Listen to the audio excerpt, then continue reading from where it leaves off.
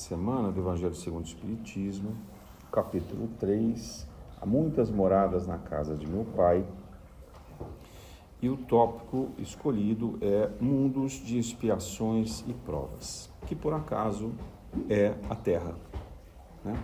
Kardec aqui faz, nesse capítulo, uma explicação dessa abordagem de Jesus, quando ele respondia a uma pergunta dos seus discípulos, né?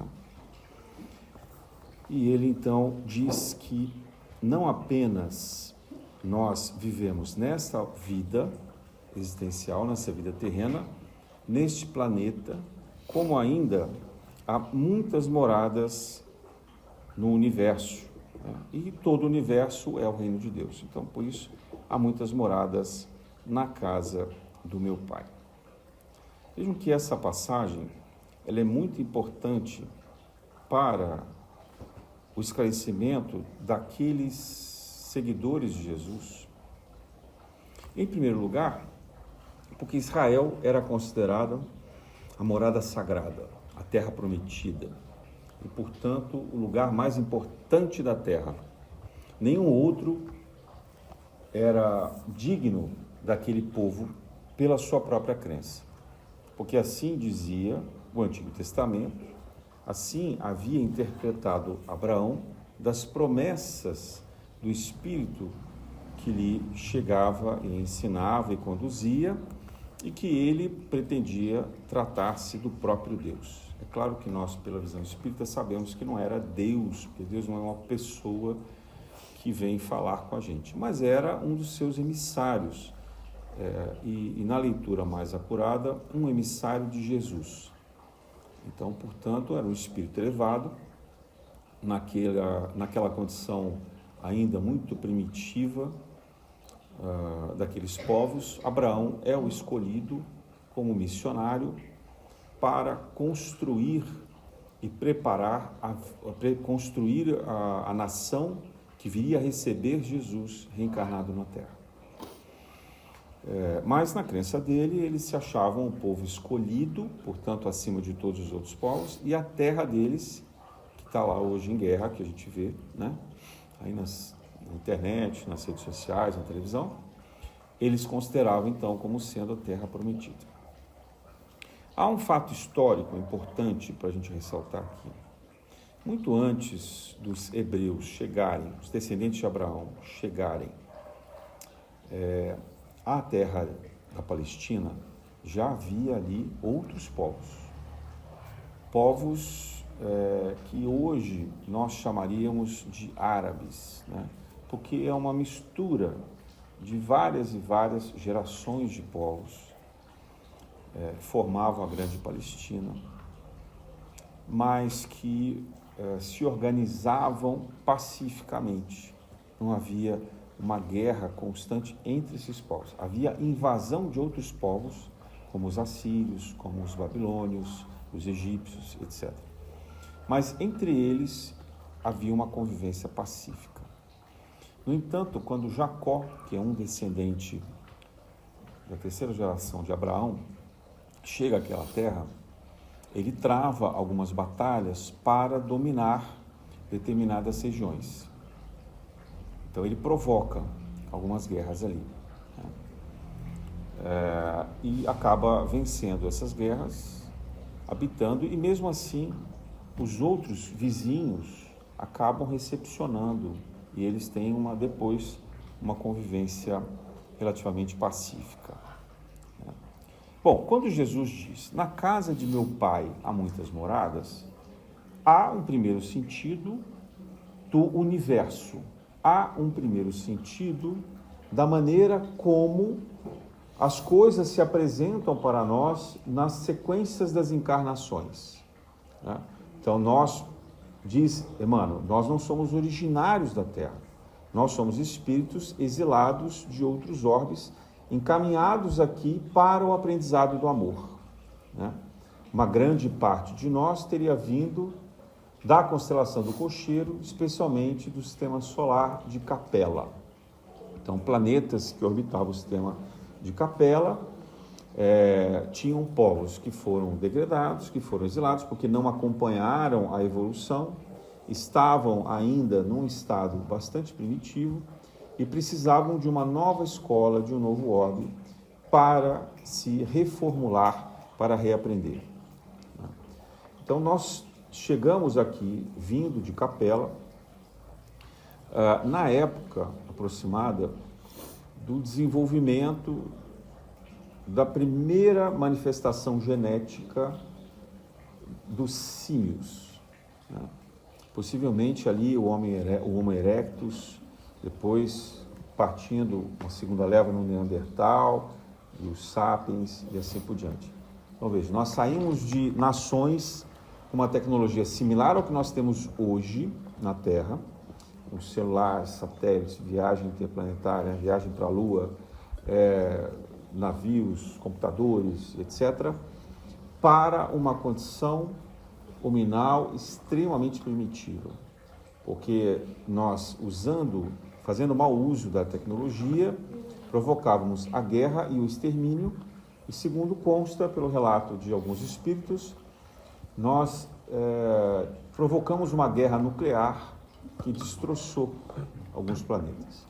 Muito bem, chegamos à Terra.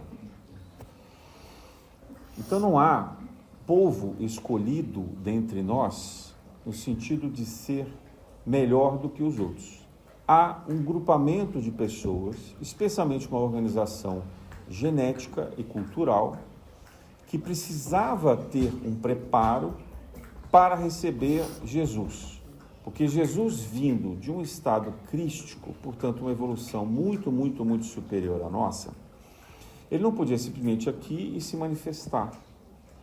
Ele precisava reduzir a sua expressão energética, reduzir o seu tamanho de luminosidade, porque senão ele queimaria a nós todos, como um sol, para criar um perispírito pequeno, um fragmento do seu perispírito original, né? E ali vir no ventre de uma mulher. Então ele convida para isso um espírito muito elevado, de dimensões bastante superiores, eu diria acima da 7ª dimensão, que é Maria, e os seus pais, que era Ana e Joaquim, para virem antes à Terra, prepararem isso. E antes deles, alguns outros espíritos missionários, que a gente traduz pela descendência de Davi, também vieram melhorando geneticamente essa condição, de modo que no momento em que Maria concebesse, tivessem as condições fisiológicas para Jesus se manifestar. Vejam a engenharia astral para esse evento, né? Nos diz Ramatiz que isso durou aproximadamente 1000 anos. Outros autores falam que isso demorou muito mais. E se a gente considerar Abraão, os judeus estão vivendo quase o ano 6.000, 5.000 e alguma coisa. Então a gente estaria falando, né, do começo lá de Abraão, a gente estaria falando a criação da Terra no Gênesis 5.000, pelo menos 3.000 anos atrás. Quer dizer, mas que seja 1000 anos, né, de Ramatiz, que seja 1000 anos. É muito tempo de preparação genética para isso.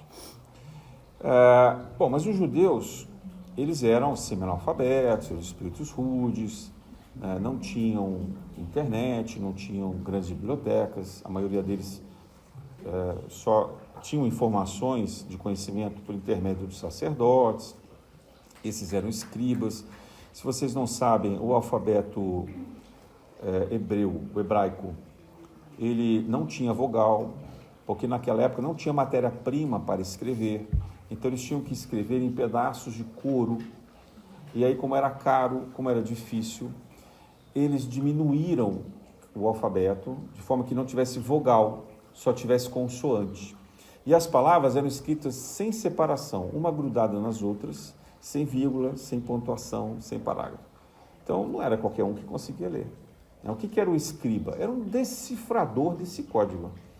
Hoje em dia, quem faz programação, quem desenvolve código de computação, sabe o que eu estou falando. Os códigos são com letras, símbolos, mistura de uma série de coisas lá que, se a gente olha, nós que somos leigos não entendemos nada. Mas para eles, Todos aqueles símbolos têm um significado, têm uma razão de ser. Então, o hebraico ele era praticamente uma decodificação. É por isso que se diz que a Bíblia ela tem diversas formas de leitura. Tem uma forma literária, que são as histórias contadas. Tem uma maneira histórica, que analisa datas e eventos. Tem uma outra maneira mitológica, né? Tem outra maneira ainda que utiliza cada letra como um número. E aí vem a Cabala, que interpreta o significado que eles chamam de oculto de cada traço, de cada condição específica, principalmente da Torá, que são os 5 primeiros livros do Antigo Testamento. Bom, essa maneira significa assim, os espíritos vêm para cá com grau de esquecimento, aqueles que se lembram ou que têm uma inteligência mais aguçada, desenvolvem maneiras de se comunicar, aprimoram isso e se destacam dos demais, né? Os que podem aprender vão atrás, os que não conseguem, que é a grande maioria, né, tem que acreditar naquilo que está sendo dito ali. Então, tudo isso faz com que os judeus acreditem que eles são de fato especiais, escolhidos por Deus, e que aquela região é o grande lugar sagrado.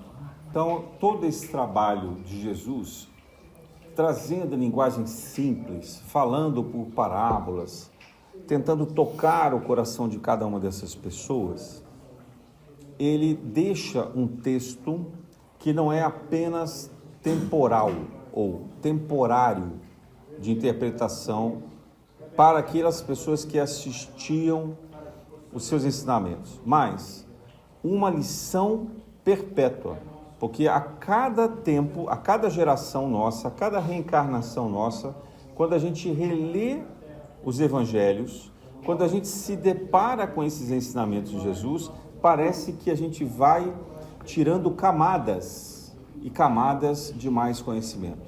É como se a gente fosse cada vez aprofundando mais e mais e entendendo aquilo que Jesus queria dizer de uma forma totalmente incompreensível para aquela época. Era apenas simbólica, né? Superficial para a mente daquelas pessoas. E para nós ainda é. Muitos dos ensinamentos de Jesus foram depois reproduzidos por grandes filósofos, por grandes cientistas, e ainda hoje a gente continua construindo esse conhecimento, essa grande verdade que ele dizia: a verdade vos libertará. Então haverá um determinado momento em que nós teremos a lucidez desse conhecimento e ele nos transformará intimamente. Ele fará em nós a reforma íntima. Então, uma primeira percepção sobre as moradas da casa do Pai diz respeito ao universo, ao grande universo. Jesus trazendo para nós a lição de que não há vida apenas no planeta Terra. Ponto número 1. Outros planetas também têm vida e não apenas vida orgânica, irracional, mas vida muito mais evoluída do que a nossa. A segunda coisa, a vida não se resume apenas ao plano físico, mas também espiritual.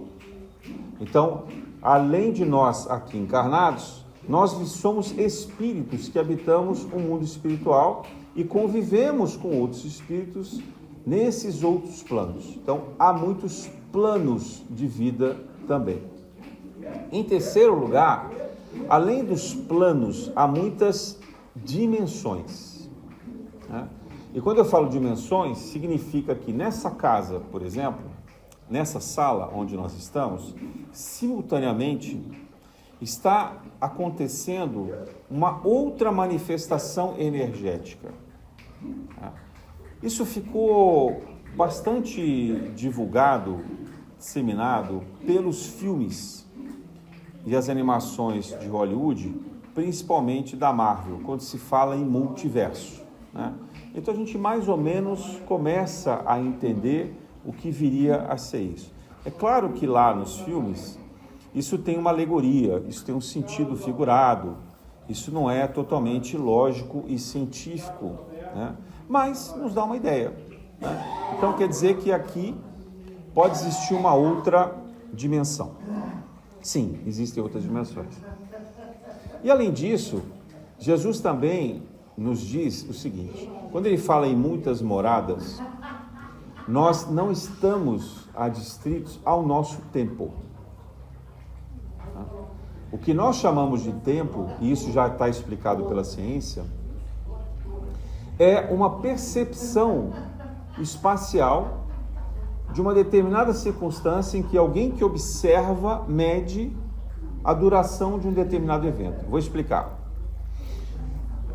Quando a gente está parado na calçada, esperando para atravessar uma rua, e a gente vê um carro correndo, quando a gente olha para esse carro, a gente diz, caramba, ele está correndo muito. E aquilo dura apenas alguns milésimos de segundo, né? Porém, quem está lá dentro do carro, olha para nós, tem uma percepção totalmente diferente do tempo. E essa pessoa vai dizer, e pode achar o seguinte: nossa, o tempo não está passando hoje, está demorando muito, né? Ela está lá elucubrando a vida dela, ou está lendo uma mensagem de celular, ou está ouvindo uma música, ou está dirigindo, ou prestando atenção em outras coisas. Então, o Einstein nos mostrou que o tempo é relativo. Ele é relativo às circunstâncias. O que isso significa para nós no mundo espiritual? O que isso muda a nossa vida? Muda o seguinte: se nós temos uma situação de bem-estar ou de prazer, a gente está muito feliz, muito alegre. A gente tem a sensação que isso passou muito rápido, que isso não dura, que a gente não consegue reter esse sentimento. Ai, que dia bom, que coisa maravilhosa, mas isso acabou, passou. Assim, não deu para contar isso, né?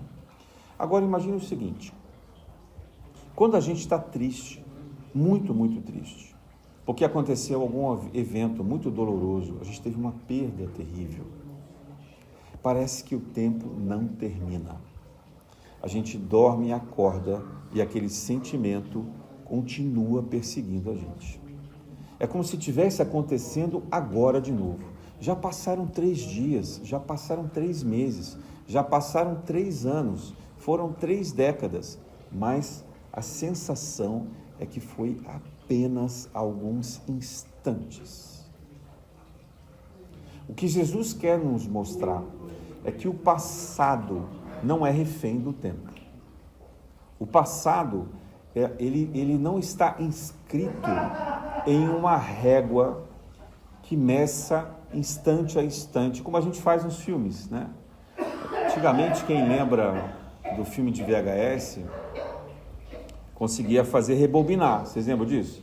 Você botava, quem é mais antigo como eu, colocava numa máquina de videocassete, ele rebobinava a fita. Ou quem já viu filme de cinema, que são cada um daqueles quadros, vai entendendo, né, que quando você vê o filme, porque você passa rapidamente os quadros do cinema. Hoje, como tudo é digital, para você voltar num filme, você tem que apertar o controle remoto e ele vai voltar para um instante que é temporal, né? O que é isso aqui?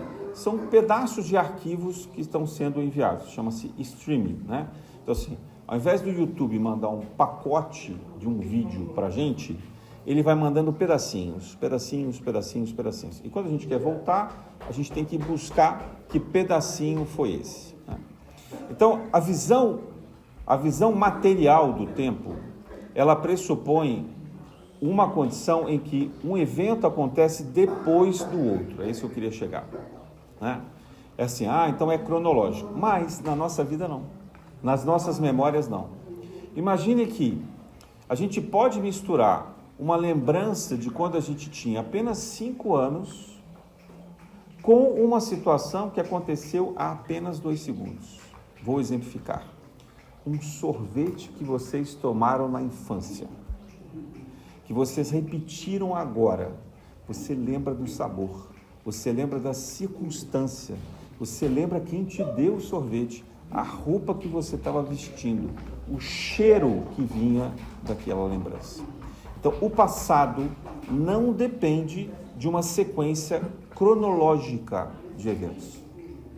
O passado é como se fosse um grande cubo, uma grande nuvem em que tudo acontece no presente. Tudo acontece nesse presente, tá? E o futuro? O futuro não aconteceu. Então ele é uma outra nuvem de infinitas possibilidades. Infinitas possibilidades. Aí vocês vão dizer assim, mas não é tão infinito assim, porque se eu estiver num carro observando o trânsito, eu sei aonde eu vou chegar no instante seguinte. Eu falei, mais ou menos, porque pode vir na lateral um ônibus e te atropelar. Pode furar um pneu, né? Pode ter um incidente e o carro capotar. Pode acontecer. Pode vir um disco voador e te levar embora. Pode acontecer um monte de outras coisas. Mas a ciência nos ensina que é possível prever, de certa forma, o futuro. O que significa que o futuro não acontece apenas porque nós fizemos uma escolha nesse exato momento. O futuro é a somatória de escolhas que a gente vem fazendo. Vou explicar mais simples. Vocês são um lavrador. Vai começar o período de plantio. Você pode escolher se você quer plantar arroz, feijão, soja, trigo, etc. Você escolhe feijão. Plantou feijão. Vai demorar 3 meses, ele já começou a crescer, você está lá cuidando, 6 meses depois você está colhendo feijão. Não é isso? Então, você colhe aquilo que você plantou lá atrás. Então, o futuro não é um livre-arbítrio do imediato, como a gente também pensa na ciência. O futuro é a somatória dos atos que a gente vem fazendo. Esses fatos, portanto, são possíveis de prever um acontecimento um pouco ali na frente. Dá tempo de vez em quando, mudar alguma coisa? Dá, né? A própria plantação de feijão pode sofrer uma seca, pode sofrer uma enchente. Ou a gente pode simplesmente receber uma notícia de algum parente que faleceu na Itália e se mudar para lá, e a plantação ficou para trás. Tem vários eventos que influenciam. Mas por que isso é importante? Porque nas moradas de Jesus, o tempo não é relevante. O que é relevante é a nossa trajetória. Então, se alguém pergunta assim, quem sou eu?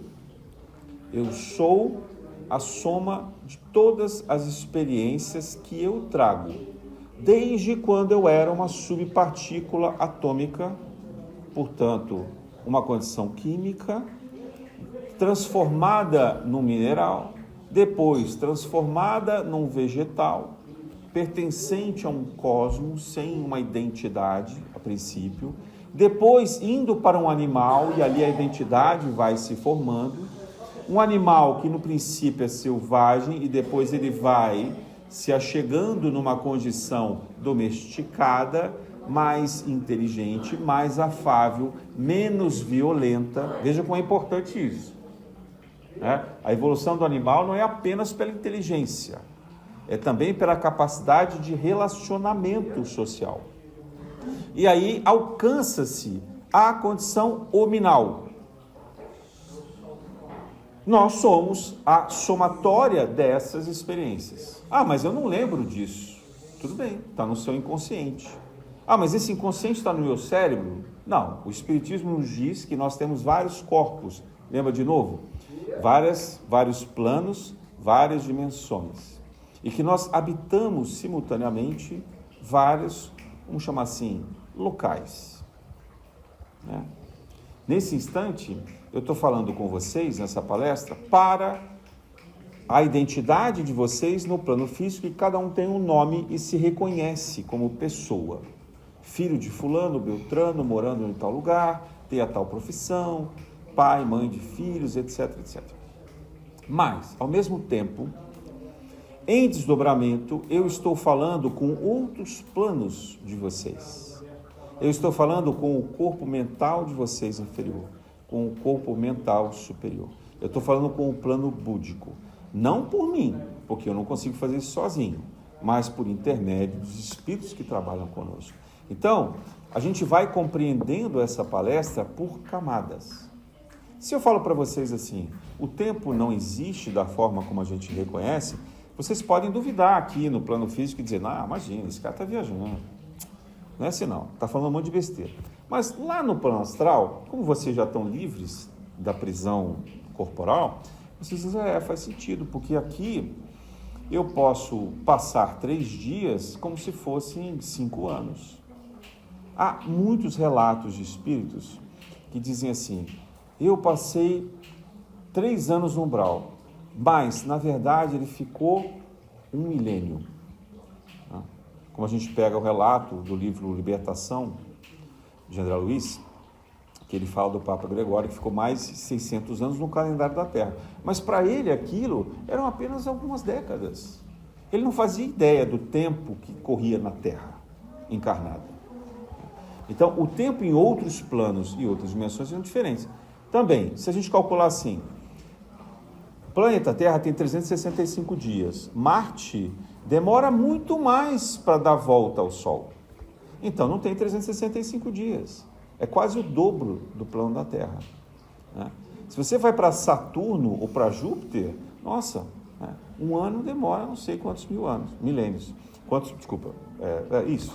Vários milênios. Se a gente estiver falando, por exemplo, de um planeta, que tem uma órbita perpendicular à Terra, como se fala de Hercólogos e outras denominações aí desse planeta X, etc., pressupõe-se que ele tenha algo como 2.600 anos. Então, um dia para eles, assim, eles saíram daqui, ontem, a última vez que se avistou isso foi antes da vinda de Jesus. Então, você imagina, né? A gente vai demorar algum tempo para ele poder voltar. Para eles vai ter passado um dia. Porque é como se tivesse a volta do Sol, sabe assim? É um dia e uma noite, né? Então, para eles é um dia, para nós foram milênios. E assim por diante. Por que é importante a gente entender essa confusão toda? Porque na espiritualidade, o nosso eu, em espírito, soma as nossas identidades de encarnações. Então, hoje eu estou Lino, mas eu já fui várias outras coisas, que eu não sei os nomes. Várias coisas na Terra, várias coisas em outros planos, em outros orbes. Eu provavelmente já fui cachorro, já devo ter sido serpente, já devo ter sido cruel em muitas encarnações, e outras eu fui mais bonzinho, né? Fui mulher, fui um monte de outras coisas. Então, isso cria a minha grande identidade. Alguns chamam isso de mônada, mas o nome não é importante. Nós temos uma grande identidade em espírito. Jesus tenta mostrar para esses discípulos exatamente isso. É difícil compreender o plano celestial, o plano da criação.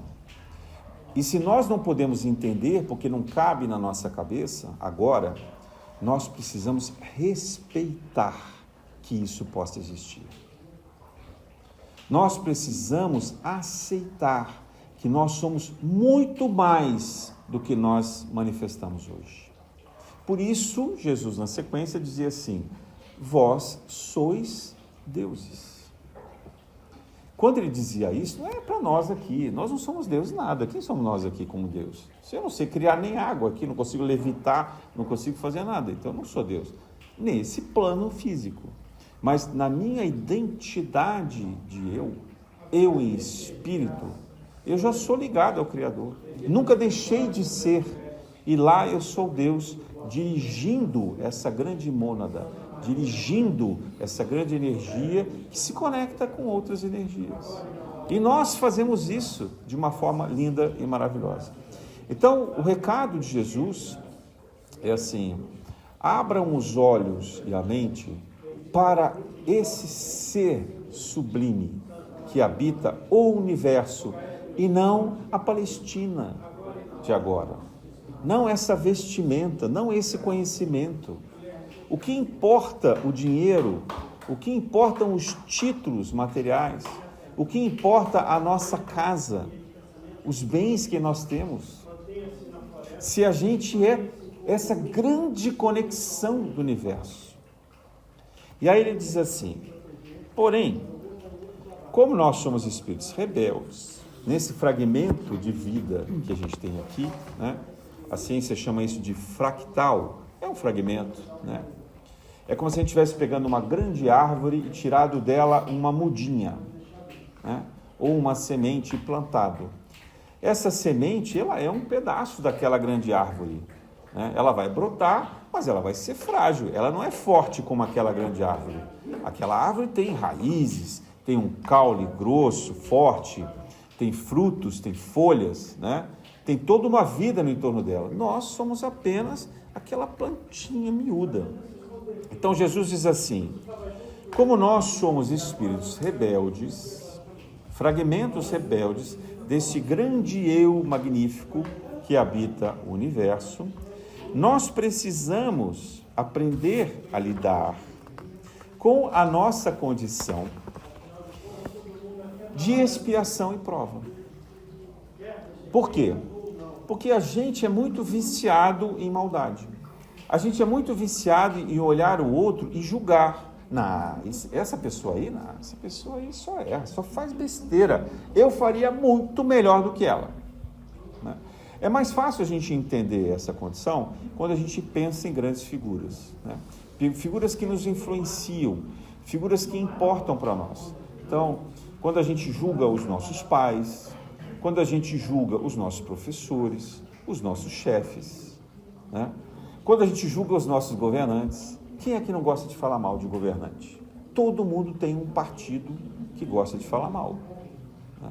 Todo mundo tem um vizinho que não gosta, um parente que não gosta. Os italianos chamam, parente é serpente. Né? Todo mundo tem alguém que gosta de maldizer. Né? Por quê? Porque isso é parte ainda dessa condição primária que nós trazemos.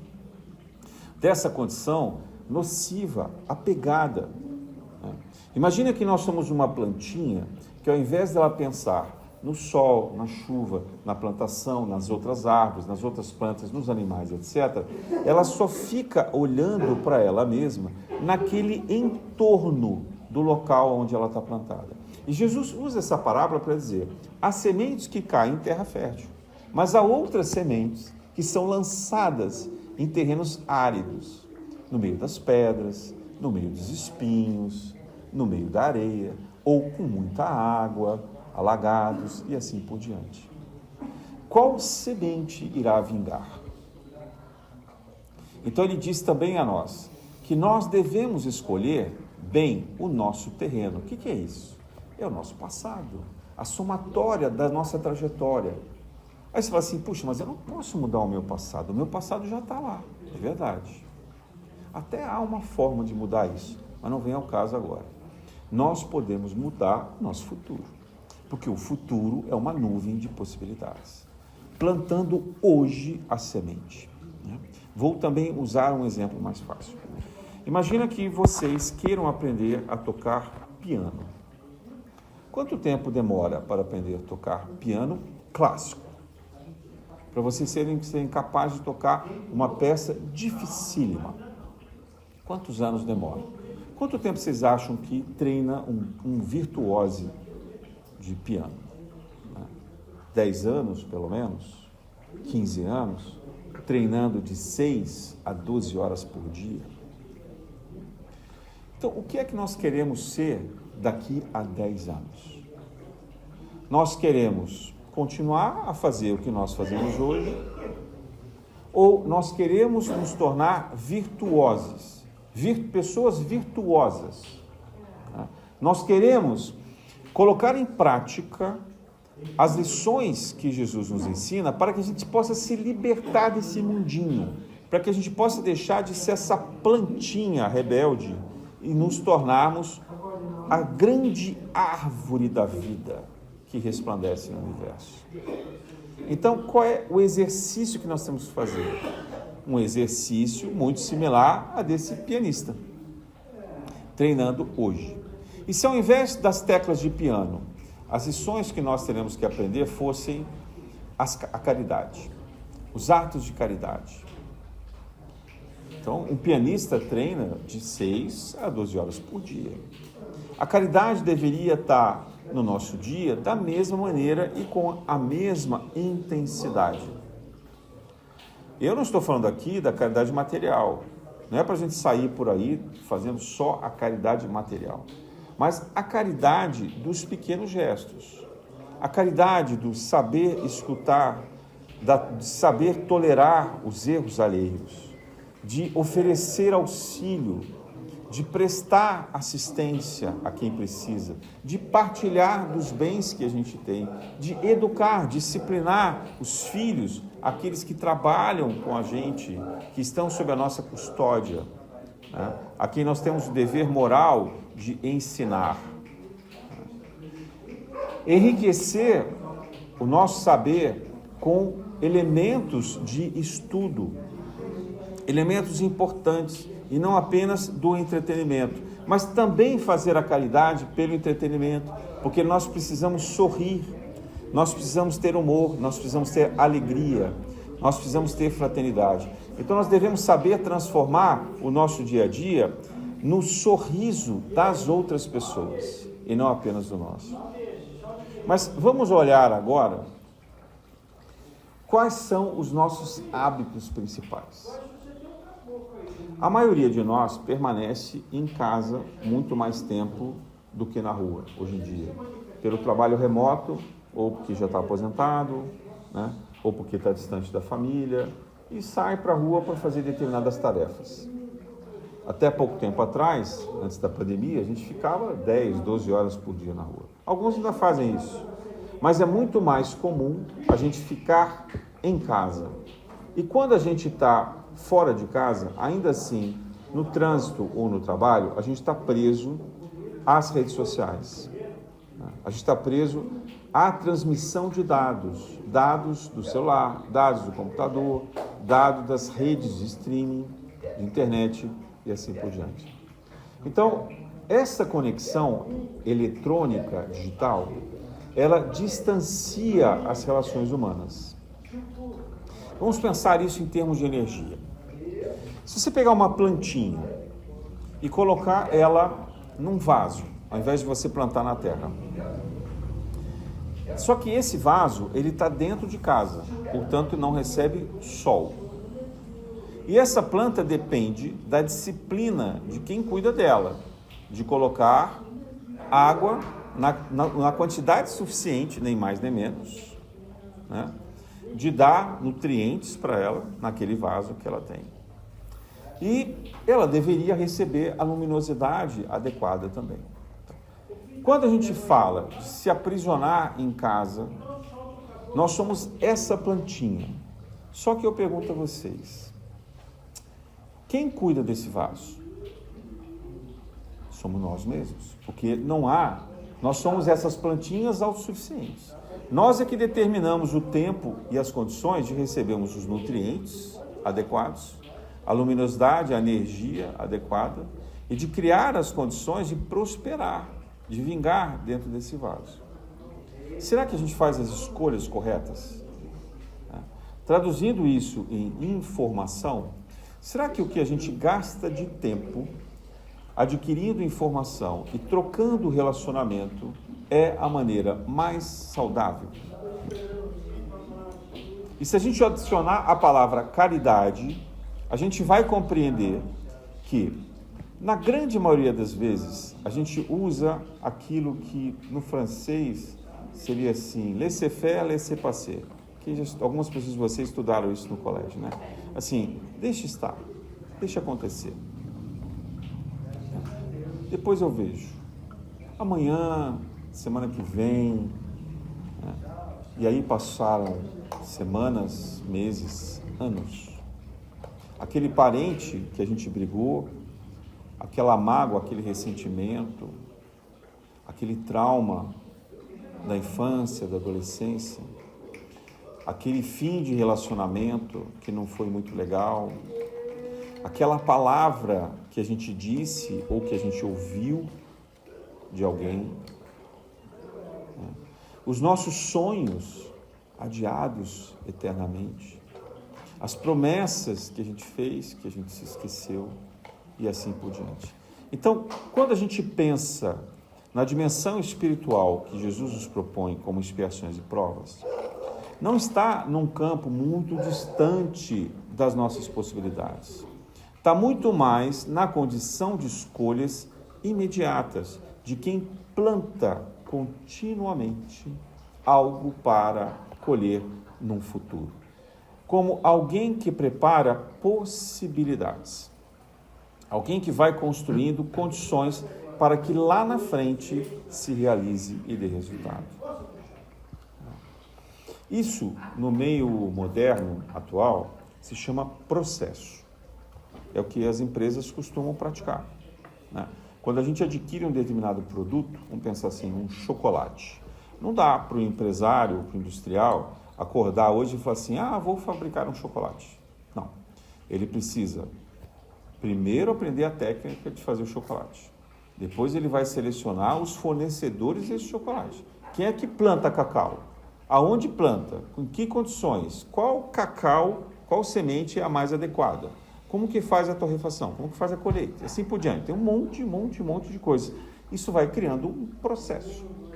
Depois ele vai ter que construir a logística de transportar lá do campo essa semente para uma fábrica. E aí ele vai produzir com os maquinários que alguém fabricou. Fabricou na China, nos Estados Unidos, na Alemanha, no Brasil e assim por diante. Vários componentes, vários elementos. Isso é processo.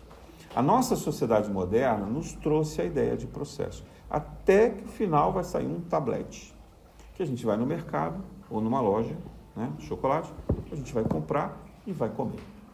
Tudo isso tem um processo.